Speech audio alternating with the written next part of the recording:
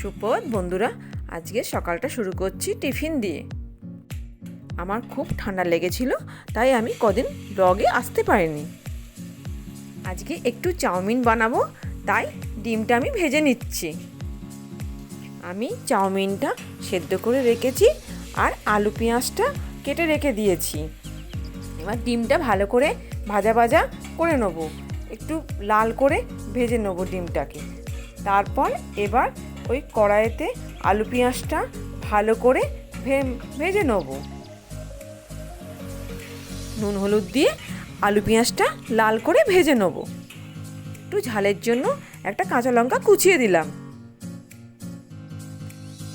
তারপর ভালো করে নেড়ে চেড়ে অল্প অল্প করে চাউমিনটা আমি কড়াইয়ের মধ্যে দিয়ে দিলাম।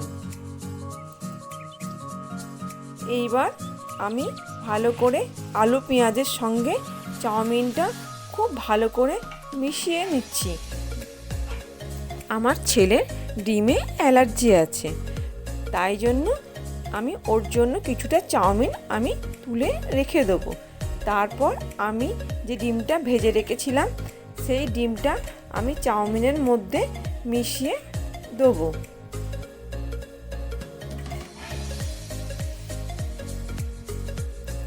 মিশিয়ে দিয়ে ভালো করে আবার ওটাকে নাড়াচাড়া করে দেবো।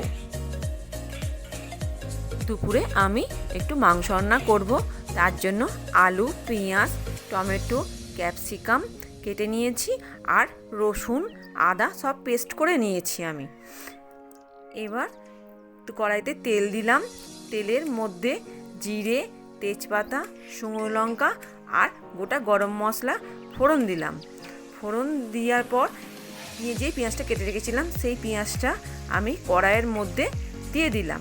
দিয়ে এবার ওটাকে লাল লাল করে ভেজে নিচ্ছি। এবার ওই পেঁয়াজের সাথে মাংসটা ভালো করে ভেজে নেব।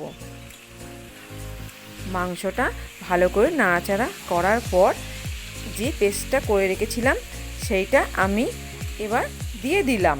দিয়ে ভালো করে আবার ওটাকে নাড়াচাড়া করে নিলাম। এবার যে ক্যাপসিকাম আর টমেটোটা কেটে রেখেছিলাম সেটা আমি কড়াইতে দিয়ে তারপর ভালো করে নাড়াচাড়া করে এবার আদা পেস্ট, ধনে গুঁড়ো, জিরে গুঁড়ো দিয়ে আবার ভালো করে কষিয়ে নিলাম।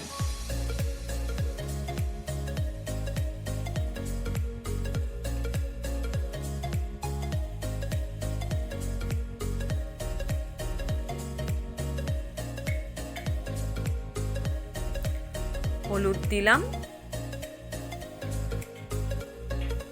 এবার কালারের জন্য আমি একটু কাশ্মীর লঙ্কার গুঁড়ো দিয়ে দিলাম। দিয়ে এবার আবার ভালো করে নাড়াচাড়া করে ওটাকে আবার ভালো করে কষিয়ে নিচ্ছি।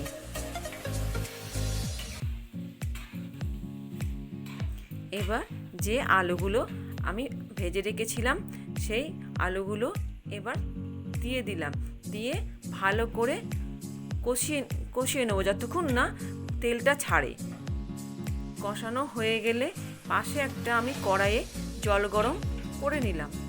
জল গরমটা ভালো করে ফুটিয়ে নেওয়ার পর ওই জলটা আমি মাংসটার মধ্যে ঢেলে দিলাম।